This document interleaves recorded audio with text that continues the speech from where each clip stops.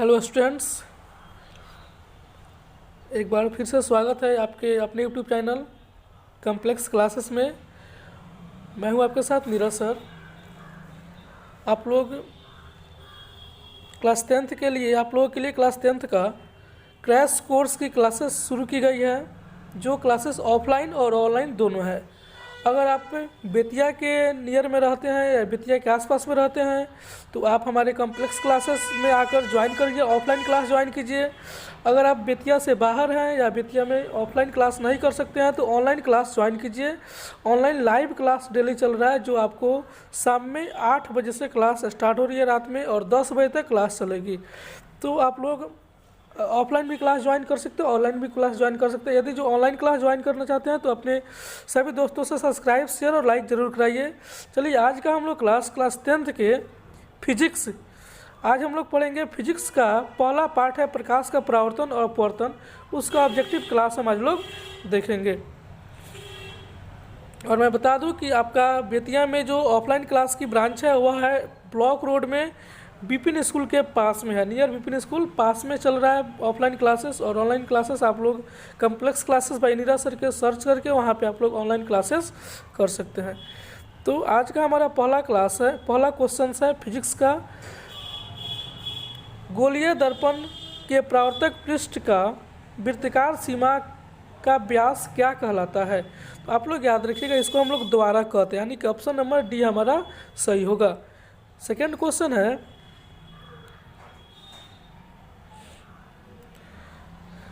दांत विशेषज्ञ किस दर्पण का उपयोग करके दांतों का बड़ा प्रतिबिंब देखने के लिए करते हैं। तो आप लोग याद करिए, दांत का जो डॉक्टर होता है वह बड़ा प्रतिबिंब देखने के लिए अवतल दर्पण का प्रयोग करता है। अवतल दर्पण आपको पता है, जिसका परावर्तक सतह धंसा होता है, उसे हम लोग अवतल दर्पण कहते हैं। तो डॉक्टर जो होता है अवतल दर्पण का प्रयोग करके दांतों के मरीजों के लिए बड़ा बड़ा प्रतिबिंब देखने के लिए उपयोग करता है। नेक्स्ट क्वेश्चन है क्वेश्चन नंबर 3,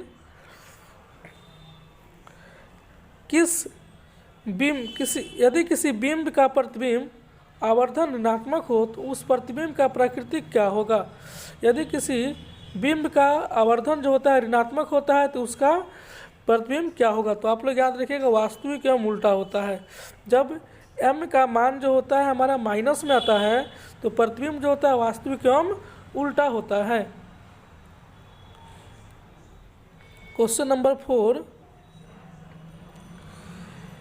कौन से उत्तल दर्पण की फोकस दूरी ज्ञात करना है, कौन सा होगा। यदि वक्रता त्रिज्या हमको 32 सेंटीमीटर दिया है तो आप याद रखिएगा f बराबर होता है r/2, लेकिन आपको डिपेंड करता है कि यह किस दर्पण का है। तो आप लोग जानिए, उत्तल दर्पण है, और उत्तल दर्पण में जो हमारा r होता है वह प्लस में होता है। उत्तल दर्पण में त्रिज्या का मान किस में होता है, प्लस में होता है। तो अगर हम 16/32 करेंगे तो कट के हमारा रिजल्ट जो होगा वह 16 आएगा, यानी कि हमारा सी नंबर इसका आंसर बिल्कुल सही होगा। आंसर नंबर सी इसका बिल्कुल सही होगा। नेक्स्ट क्वेश्चन है क्वेश्चन नंबर 5, परावर्तन के नियम से निर्धारित होता है। परावर्तन के नियम से हमको पता चलता है कि आपतन कोण हमेशा परावर्तन कोण के बराबर होते हैं। यह प्रकाश के परावर्तन के नियम है कि आपतन कोण परावर्तन कोण के बराबर होते हैं। जैसे हम देख रहे हैं, यहाँ पे कोई मिरर है मेरा यहाँ पे, और यहाँ पे कोई किरण आ रही है तो आने वाली किरण को हम लोग आपतित किरण कहते हैं, और जो किरण लौट के जाती है उसे परावर्तित किरण कहते हैं। और इसके बीच में हम लोग अभिलंब डालते हैं तो क्या होता है, इसको हम लोग कहते हैं आपतन कोण और इसको परावर्तन कोण, यानी कि इसको शॉर्टकट में आई और इसको आर कहते हैं। तो प्रकाश के परावर्तन के पहले नियम में आई बराबर आर होता है, यानी कि आपतन कोण हमेशा परावर्तन कोण के बराबर होते हैं। क्वेश्चन नंबर 6,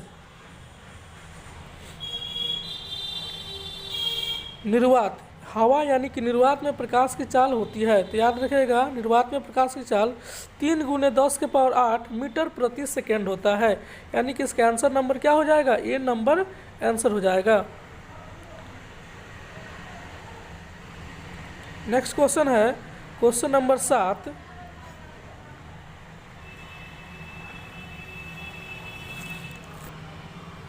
प्रकाश किस तरंग का उदाहरण है? तो प्रकाश याद रखिएगा विद्युत चुंबकीय तरंग का उदाहरण है। किसका? विद्युत चुंबकीय तरंग। डायरेक्टली एग्जाम में क्वेश्चन पूछता है प्रकाश एक प्रकार का तरंग है, कैसा? तो विद्युत चुंबकीय तरंग है। नेक्स्ट क्वेश्चन, प्रकाश के परावर्तन के कितने नियम होते हैं?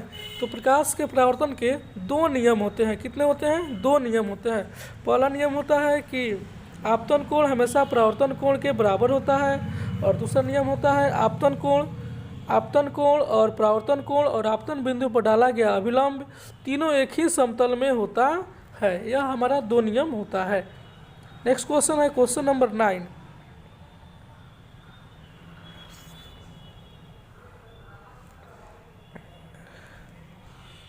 किस दर्पण में बड़ा प्रतिबिंब बनता है? आप लोग याद रखिएगा, अवतल दर्पण में प्रतिबिंब जो होता है वह बड़ा बनता है, छोटा बनता है और बराबर भी बनता है। तो इसका रियल आंसर क्या हो जाएगा? बी नंबर इसका सही आंसर हो जाएगा। एक और क्वेश्चन यहाँ से पूछा जा सकता है कि किस दर्पण में वस्तु का प्रतिबिंब बड़ा भी बनता है, छोटा भी बनता है और बराबर भी बनता है? तो उसका भी आंसर क्या होगा? अवतल दर्पण ही होगा। और अगर एक क्वेश्चन यहाँ से और पूछ सकता है कि किस दर्पण में प्रतिबिंब जो होता है हमेशा छोटा बनता है? तो याद रखिएगा उत्तल दर्पण में प्रतिबिंब हमेशा छोटा बनता है, लेकिन इसका हम लोग का आंसर जो होगा वह इस क्वेश्चन का आंसर जो होगा हमारा अवतल दर्पण होगा। नेक्स्ट क्वेश्चन है क्वेश्चन नंबर 10।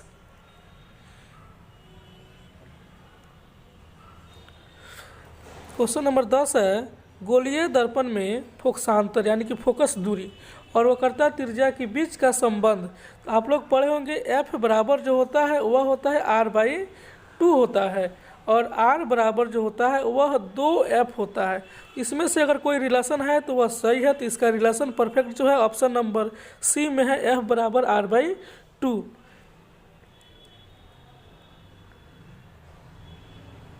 नेक्स्ट क्वेश्चन है क्वेश्चन नंबर 11। सर्च लाइट का परावर्तक सतह होता है। सर्च लाइट का जो होता है परावर्तक सतह वह उत्तल दर्पण का बना होता है। किसका? उत्तल दर्पण का बना होता है। Question number 12। दाढ़ी बनाने में कौन से दर्पण प्रयुक्त होते हैं? दाढ़ी बनाने में हमारा जो है वह दाढ़ी बनाने के लिए इसमें बड़ा बड़ा आकृति दिखाई दे, बड़ा बड़ा छोटी छोटी दाढ़ी जो हो बड़ा बड़ा दिखाई दो, तो उसके लिए अवतल दर्पण का उपयोग किया जाता है। तो दाढ़ी बनाने के लिए अवतल दर्पण का उपयोग किया जाता है। नेक्स्ट क्वेश्चन है क्वेश्चन नंबर 13। दर्पण सूत्र। तो दर्पण सूत्र होता है 1/f = होता है 1/v + 1/u।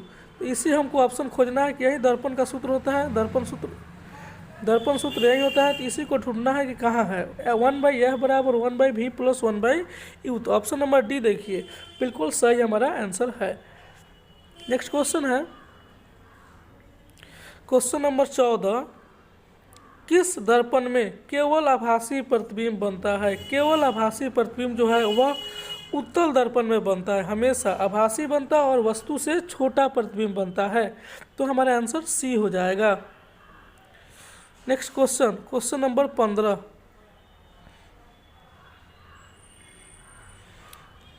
समतल दर्पण में प्रतिबिंब की प्रकृति क्या होती है? तो समतल दर्पण में प्रतिबिंब की प्रकृति जो है वह आभासी और वस्तु के बराबर होता है। समतल दर्पण में हमेशा वस्तु के बराबर प्रतिबिंब बनती है। तो कैसा होगा? आभासी और वस्तु के बराबर। Next question number 16। गोलीय दर्पण की फोकस दूरी उसकी वक्रता त्रिज्या की होती है। तो F जो होता है वक्रता त्रिज्या की आधी होती है, यानी कि F बराबर R/2। तो हमको आधे ढूंढना है। तो गोलीय दर्पण की फोकस दूरी जो होती है वक्रता त्रिज्या की आधी होती है। Next question 17 number.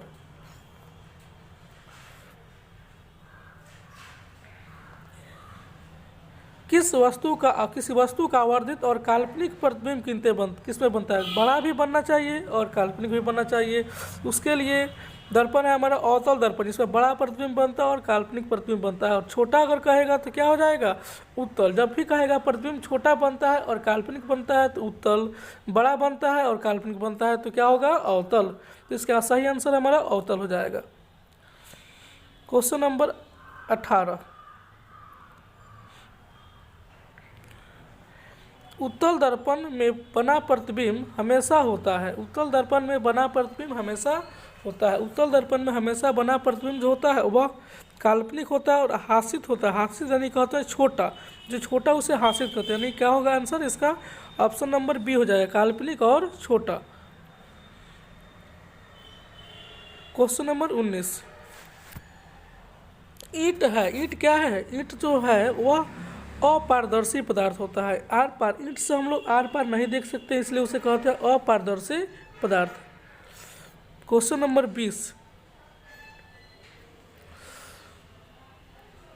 हमारी आंखें जो देखती है वे वस्तुएं कहलाती है। जो हमारी आंखें देखते हैं वह वस्तु का दीप्त या प्रदीप्त कहलाती है। क्या कहलाती है, दीप्त या प्रदीप्त। नेक्स्ट क्वेश्चन, क्वेश्चन नंबर, ये क्वेश्चन है काफ़ी बड़ा क्वेश्चन है।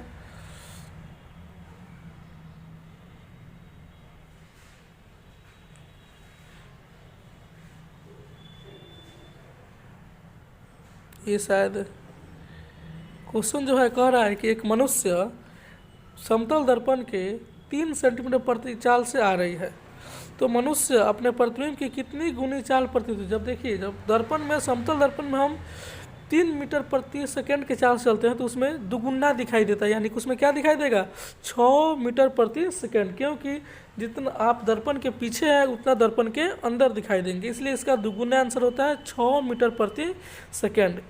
नेक्स्ट क्वेश्चन है,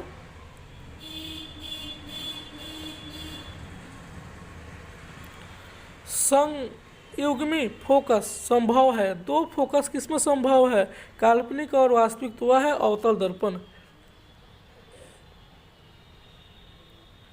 क्वेश्चन नंबर 23, उत्तल दर्पण की फोकस दूरी 20 दिया है तो वक्रता त्रिज्या क्या होगी। तो आर बराबर क्या होता है, 2f होता है। यानी कि 20 दूना 20 लिखेंगे, 2 गुना 20 लिखेंगे तो 20 दूना कितना हो जाएगा, 40 हमारा आंसर हो जाएगा, ऑप्शन नंबर डी।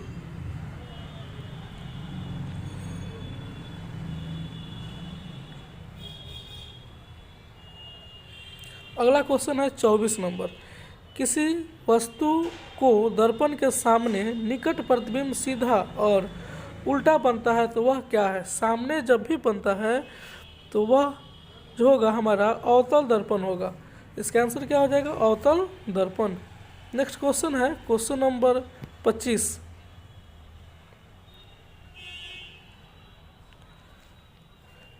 किसी दर्पण के सामने आप चाहे जितनी दूरी पर खड़े हो आपका प्रतिबिंब सीधा ही बनेगा। तो हमेशा अगर सीधा बनता है तो वह है समतल दर्पण और अवतल दर्पण। यानी कि ऑप्शन नंबर क्या होगा, डी हमारा इसका बिल्कुल सही होगा।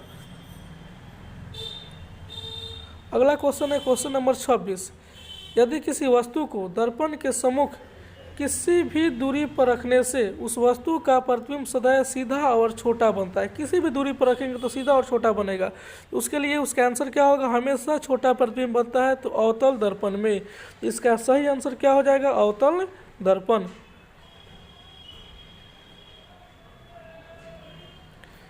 क्वेश्चन नंबर 27, उत्तल दर्पण को प्रतिबिंब सदैव बनता है। उत्तल दर्पण का हमेशा प्रतिबिंब जो होता है वह ध्रुव और फोकस के बीच बनता है। कहाँ बनता है, ध्रुव और फोकस के बीच। यानी कि इसका आंसर नंबर सी बिल्कुल सही हो जाएगा। प्रश्न नंबर 28, किसी वस्तु को हम तब देख पाते हैं जब वह प्रकाश को परावर्तित करती है। अगर वह परावर्तित नहीं करती तो उस वस्तु को हम लोग नहीं देख पाते, इसलिए इसका सही आंसर क्या हो जाएगा, बी नंबर हमारा बिल्कुल सही होगा। नेक्स्ट क्वेश्चन है, किस दर्पण में वास्तविक प्रतिबिंब नहीं बनता है। किस दर्पण में वास्तविक प्रतिबिंब नहीं बनता है, तो याद रखिएगा समतल दर्पण में वास्तविक प्रतिबिंब नहीं बनता, हमेशा क्या होता है, काल्पनिक प्रतिबिंब बनता है। एक और प्रतिबिंब दर्पण है जो उत्तल दर्पण है, तो इसमें ऑप्शन में नहीं दिया, इसलिए हमारा इसका आंसर जो होगा ए नंबर बिल्कुल सही होगा। नेक्स्ट क्वेश्चन, क्वेश्चन नंबर 30, अवतल दर्पण के फोकस से चलती किरणें परावर्तन के बाद प्रधान अक्ष के समानांतर हो जाती है या प्रधान अक्ष पर लंबवत होती है, या ऑप्शन नंबर सी जो है प्रकाश से गुजरती है या वो करते तरह से तो जो प्रधान अक्ष के समानांतर होकर जाती है, अवतल दर्पण के फोकस से जो किरण चलती है, एफ से जो किरण चलती है, वह परावर्तन के बाद प्रधान अक्ष के समानांतर ऐसे ऐसे ये हमारा प्रधान अक्ष हो गया, और यहाँ से जो आई किरण और जो किरण जो है वह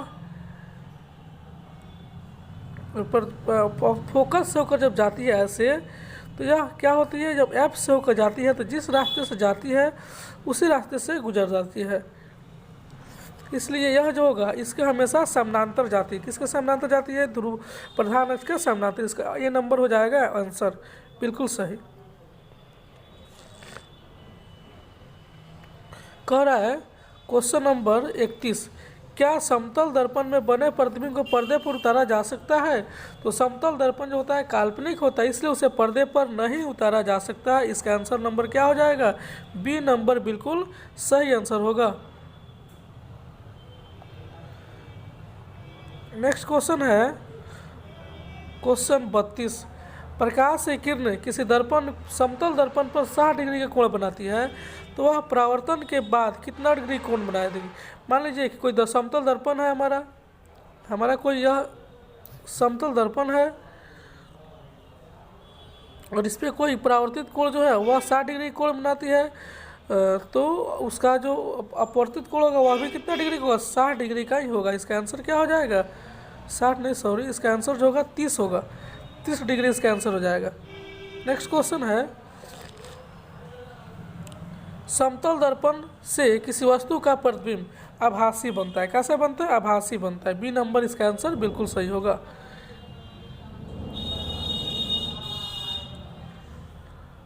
नेक्स्ट प्रश्न है 34, किसी वस्तु का अवतल दर्पण द्वारा बना प्रतिबिंब आभासी, सीधा और वस्तु से बड़ा पाया जाता है, तो इसकी स्थिति कहाँ होनी चाहिए? तो आप लोग जानिए कि जब भी किसी भी अवतल दर्पण से वस्तु जो होता है आभासी बनता है, तो वह फोकस और ध्रुव के बीच में किसी वस्तु को रखते हैं, तो उसका प्रतिबिंब जो होता है वह दर्पण के पीछे बनता है, और आभासी बनता है और सीधा बनता है और बड़ा बनता है। यानी कि इसका आंसर होगा दर्पण के ध्रुव और फोकस के बीच में, यानी कि डी नंबर इसका आंसर बिल्कुल सही होगा।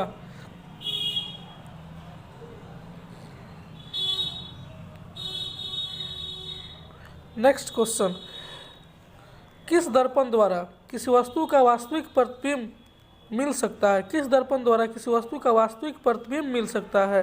तो होगा अवतल दर्पण द्वारा ही वास्तविक प्रतिबिंब मिलता है।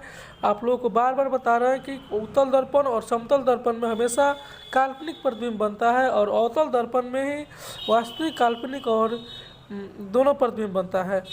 नेक्स्ट क्वेश्चन, उत्तल दर्पण द्वारा बना प्रतिबिंब हमेशा क्या होता है? हमेशा हमेशा जो होता है सीधा बनता है, हमेशा सीधा बनता है। क्या होगा इसका आंसर? बिल्कुल सही होगा, हमेशा सीधा बनता है।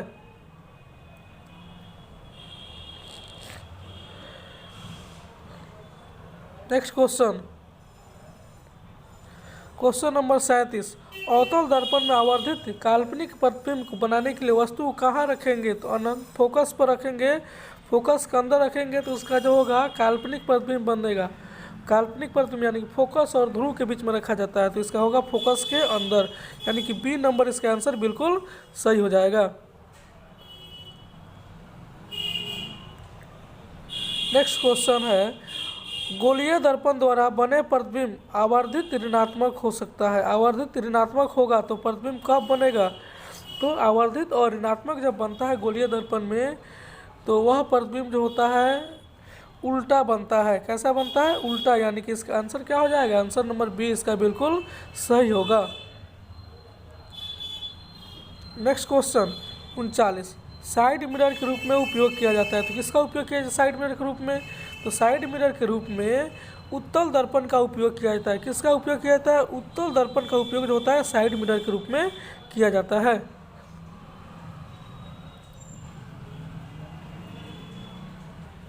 अगला क्वेश्चन है 41 नंबर। सोलर कुकर का व्यवहार कैसा होता है? सोलर कुकर का जो व्यवहार होता है वह अवतल दर्पण की होता है। कैसा होता है? याद रखिएगा, सोलर कुकर का जो व्यवहार होता है वह हमेशा अवतल दर्पण की होता है। कैसा? अवतल दर्पण का व्यवहार होता है। हमेशा सोलर कुकर का जो व्यवहार होगा अवतल दर्पण का ही होगा। नेक्स्ट क्वेश्चन है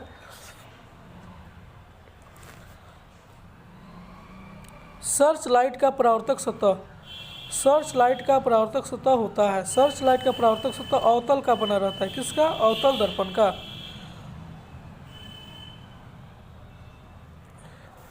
अगला नंबर क्वेश्चन 42 नंबर। प्रकाश की किरणें गमन करती है, हमेशा सीधी रेखा में गमन करती है। याद रखना है, प्रकाश की किरणें जो होती है हमेशा सीधी रेखा में गमन करती है।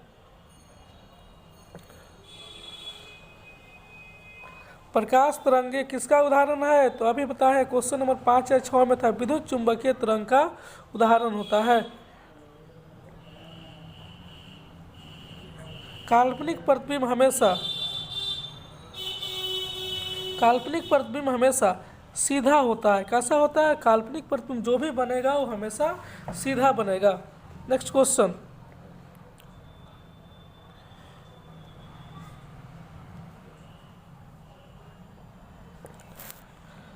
समतल दर्पण में बना प्रतिबिंब का आवर्धन जो होता है वह 1 के बराबर होता है। यानी कि जितना वस्तु m बराबर होता है H1/H2 दोनों इक्वल होता है, तो इसका रिजल्ट कितना आ जाएगा?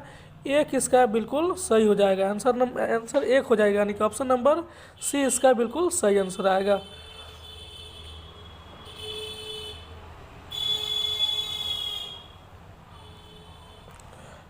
छियालीस नंबर प्रश्न। उत्तल दर्पण के परावर्तक सतह पर लंबवत गिरने से फोकस किरणें क्या होती है? लंबवत जब गिरेगी तो फोकस किरणें जो होती है वह अभिसारित होने लगती है। कैसा होने लगती है? अभिसारित होने लगती है। नेक्स्ट प्रश्न। गोलीय दर्पण में परावर्तन के नियम का पालन होता है। गोलीय दर्पण में परावर्तन के नियम का पालन होता है। हाँ, होता है। पूछ रहा है कि गोलीय दर्पण में होता है, तो होता है लिखेंगे। आंसर नंबर बी हो जाएगा इसका बिल्कुल सही आंसर। Next question number 48। गोलीय दर्पण में दूरियां सदैव डैश के सापेक्ष मापी जाती है। तो यह जो होती है वह कहाँ से मापी जाती है? ध्रुव से मापी जाती है। उत्तल दर्पण में या कोई दर्पण में चिन्ह परिपाटी का नियम कहता है कि पहला नियम कहता है कि सभी दूरियां जो होती है दर्पण के ध्रुव से यानी कि P से मापी जाती है। इसका आंसर क्या हो जाएगा? 1 नंबर इसका बिल्कुल सही आंसर होगा।